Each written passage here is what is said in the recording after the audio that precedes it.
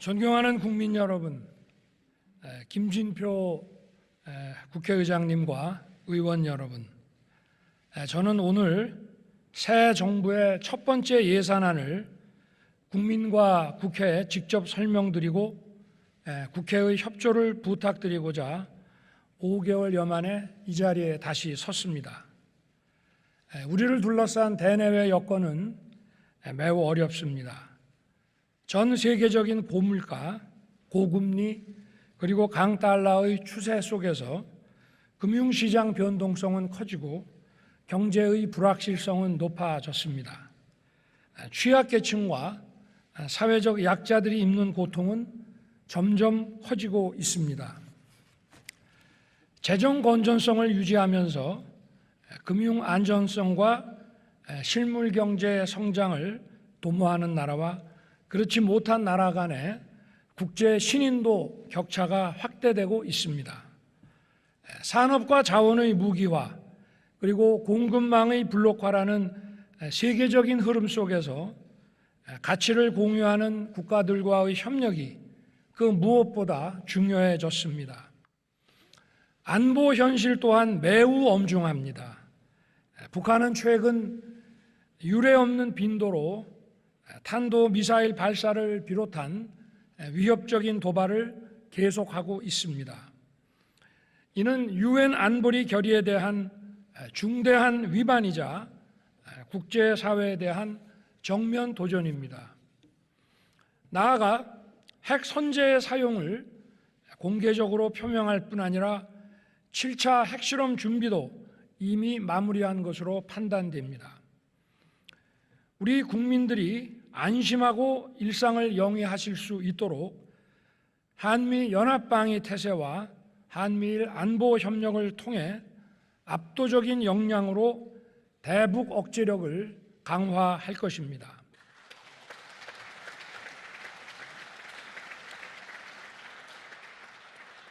북한이 비핵화의 결단을 내려 대화의 장으로 나온다면 이미 취임사와 8.15 경축사에서 밝혔듯이 우리 정부는 담대한 구상을 통한 정치, 경제적 지원을 다할 것입니다. 경제와 안보의 엄중한 상황을 극복해 나가기 위해서는 여야가 따로 있을 수 없습니다. 국회의 협력이 절실합니다.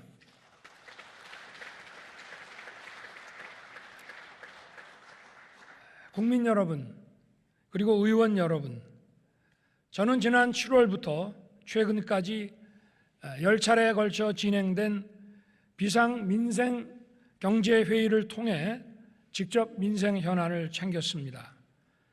물가 상승의 충격이 취약계층과 사회적 약자에게 전가되지 않도록 공공임대주택의 임대료 동결을 연장한 것을 비롯해서 연료비, 식료품비, 생필품비도 촘촘하게 지원하는 한편 장바구니 물가도 챙겼습니다. 폭우와 재난으로 인한 피해 복구와 지원에도 매진해서 서민들의 일상 회복에 최선을 다했습니다. 우리 경제의 버팀목인 수출 경쟁력을 강화하기 위해 역대 최대 규모인 351조 원의 무역금융을 공급하는 한편 6조 원 규모의 안심 고정금리 특별대출과 50조 원을 상회하는 채권시장 등의 안정화 조치를 취해 중소기업을 살리기 위한 유동성 공급도 시행한 바 있습니다. 나아가 우리 경제의 미래 먹거리를 찾기 위한 산업의 고도화, 미래 전략 산업 육성에도 박차를 가하고 있습니다. 이번에 정부가 제출한 예산안에는 우리 정부가 글로벌 복합 위기에 어떻게 대응할 것이며 어떻게 민생 현안을 해결할 것인지 그 총체적인 고민과 방안을 담았습니다. 지금 우리 재정 상황이 녹록지 않습니다. 그동안 정치적 목적이 앞선 방만한 재정 운용이 결국 재정 수지 적자를 빠르게 확대시켰고 나라 빚은 GDP의 절반 수준인 1,000조 원을 이미 넘어섰습니다. 세계적인 고금리와 금융 불안정 상황에서 국가 재정의 건전한 관리와 국제 신인도 확보가 그 무엇보다 중요합니다. 뿐만 아니라 경제 성장과 약자 복지의 지속 가능한 선순환을 위해서는 국가 재정이 건전하게 버텨주는 것이 매우 중요합니다. 정부는 지난 7월에 국가재정전략회의를 통해 건전 재정 기조로 내년 예산안을 편성하기로 확정한 바 있습니다. 내년도 총 지출 규모는 639조 원으로 2010년 이후 처음으로 전년 대비 예산을 축소 편성했습니다. 정부는 역대 최대 규모인 24조 원의 지출 구조 조정을 단행한 결과 재정 수지는 큰 폭으로 개선되고 국가 채무 비율도 49.8%로 지난 3년간의 가파른 증가세가 반전돼서 건전 재정의 전환점이 됐습니다.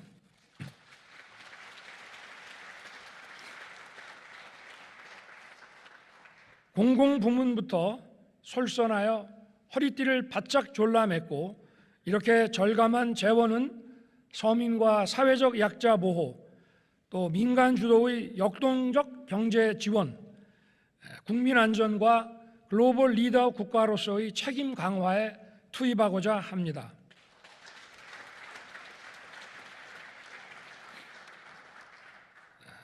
사랑하는 국민 여러분, 그리고 존경하는 의원 여러분, 그리고 이 자리에 함께해 주신 대법원장님, 헌법재판소장님, 선거관리위원장님, 그리고 감사원장님, 경제가 어려울수록 더 큰 어려움을 겪는 사회적 약자를 보호하는 것은 국가의 기본적 책무입니다.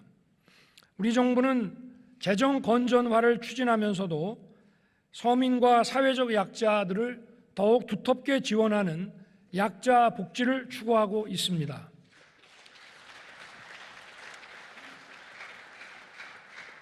기존 중위소득을 역대 최대폭으로 조정해서 4인 가구 기준 생계급여 최대 지급액을 인상함으로써 기초생활보장 지원에 18조 7천억 원을 반영했습니다.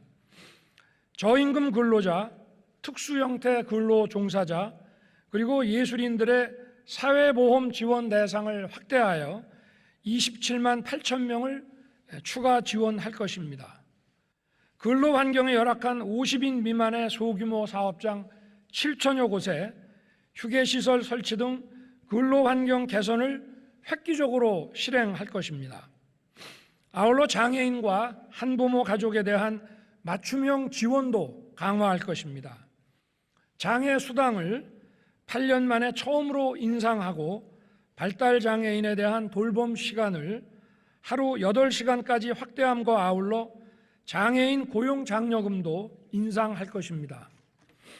또한 중증 장애인의 콜택시 이용 지원을 확대하고 저상버스도 2,000대를 추가 확충하는 등 장애인의 이동권을 최대한 보장하겠습니다.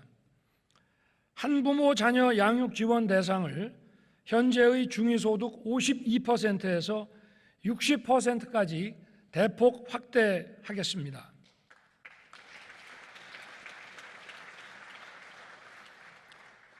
올해 폭우 피해에서 드러났듯이 반지하 쪽방 거주자들의 피해가 많았습니다. 이분들께서 보다 안전한 주거 환경으로 이주하실 수 있도록 보증금 무이자 대출을 신설하고 민간 임대주택으로 이주할 경우 최대 5천만 원까지 지원할 것입니다. 또한 전세 사기의 피해자에 대한 신속한 보호를 위해 최대 1억 6천만 원 한도의 긴급 대출 지원도 신설하였습니다. 우리 청년들에게는 청년 원가주택과 역세권 첫집 5만 4천 호를 신규 공급하고 청년들의 중장기 자산 형성을 지원하기 위해 청년 도약 계좌를 새로 도입하는 한편 청년 내일 저축계좌 지원 대상 인원을 확대하겠습니다. 어르신들께는 기초연금을 인상하고 양질의 민간사회 서비스형 일자리를 확대해서 안정적인 노후 생활을 지원하겠습니다. 물가 상승으로 인한 서민들의 필수 생계비와 장바구니 부담을 덜어드리기 위한 예산도 적극 반영하였습니다.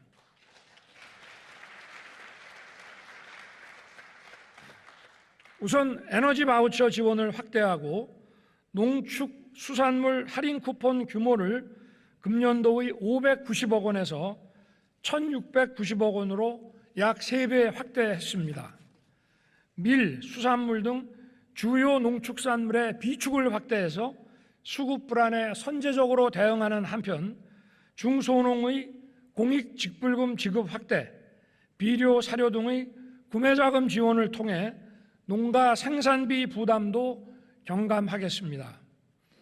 아울러 지방소멸 대응 특별양여금을 1조 원으로 확대하고 국가균형발전 특별회계 투자 규모를 지역 수요가 높은 현장 밀착형 자율사업을 중심으로 대폭 확대하여 지역 주도로 성장 동력을 찾을 수 있도록 돕겠습니다.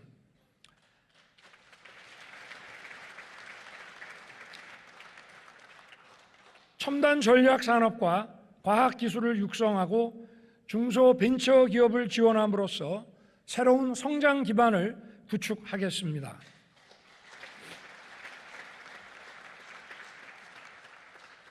먼저 메모리 반도체의 초격차 유지와 시스템 반도체의 경쟁력 확보를 위해 전문 인력 양성과 연구 개발, 인프라 구축 등에 총 1조 원 이상을 집중 투자하겠습니다.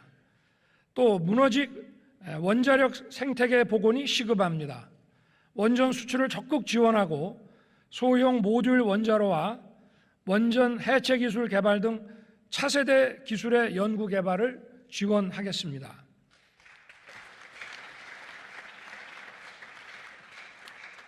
양자 컴퓨팅, 우주항공, 인공지능, 첨단 바이오 등 핵심 전략 기술과 미래 기술 시장 선점을 위해 총 4조 9천억 원의 R&D 투자를 지원하겠습니다.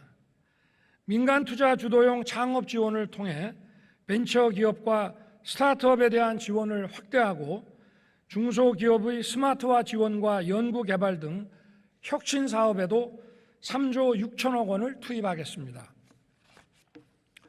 소상공인들이 코로나 여파에서 완전히 벗어나 다시 뛸 수 있도록 채무 조정과 재기 지원 등의 재정을 추가 투입할 것입니다. 그리고 청년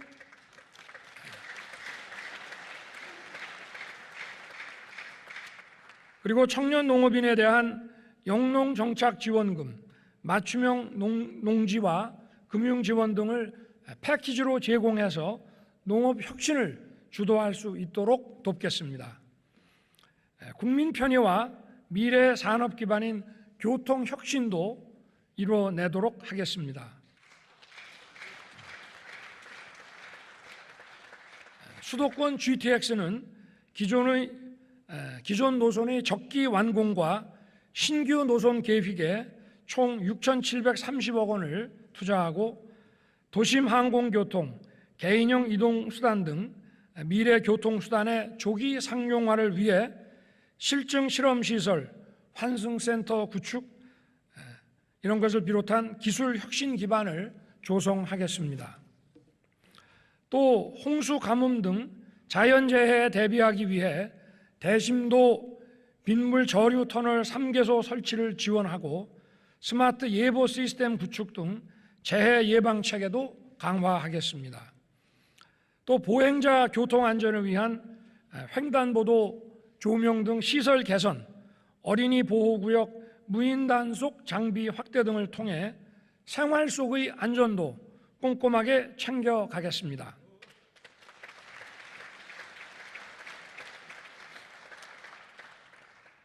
튼튼한 국방력과 인류 보훈, 장병의 사기 진작을 통해 누구도 넘볼 수 없는 강력한 국가를 만들겠습니다.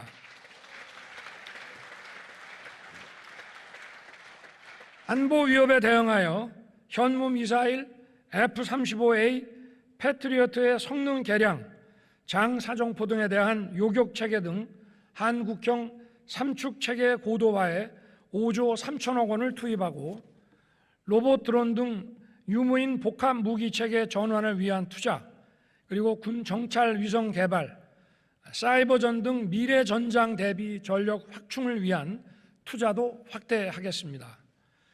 국가를 위한 헌신에 존중과 예우를 하는 것은 강한 국방력의 근간입니다.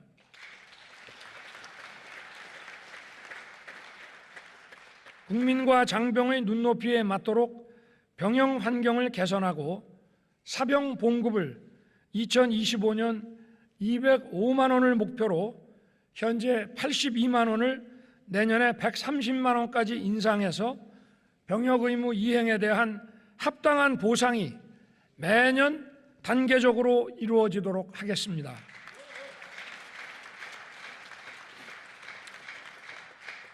아울러 보훈급여를 2008년도 이후 최대 폭으로 인상하고 참전 명예수당도 임기 내 역대 정부 최대 폭으로 인상할 것입니다.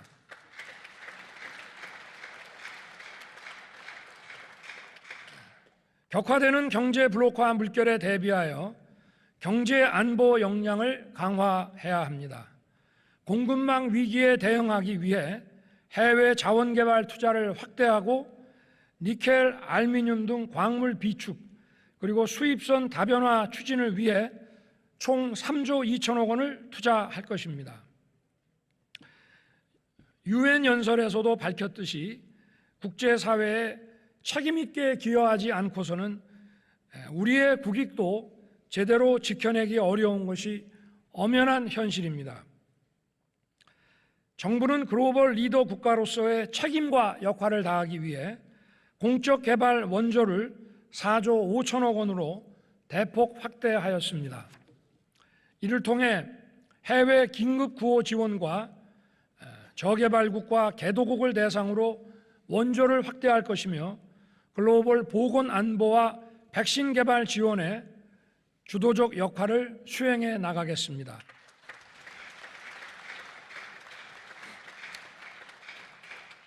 존경하는 국민 여러분, 김진표 국회의장님과 의원 여러분, 대법원장님, 헌법재판소장님, 선거관리위원장님, 그리고 감사위원장님, 예산안은 우리 대한민국이 나아가야 할 방향을 담은 지도이고 국정 운영의 설계도입니다. 정부가 치열한 고민 끝에 내놓은 예산안은 국회와 함께 머리를 맞댈 때 완성할 수 있을 것입니다. 지난해 5월 코로나 피해 자영업자 소상공인 지원 추경도 국회의 초당적 협력으로 무사히 확정 지을 수 있었습니다. 우리 경제를 둘러싼 불확실성이 지속되고 있는 시기에 국회에서 법정 기한 내 예산안을 확정해서 어려운 민생에 숨통을 틔워주시고 미래 성장을 뒷받침해 주시기를 기대합니다. 감사합니다.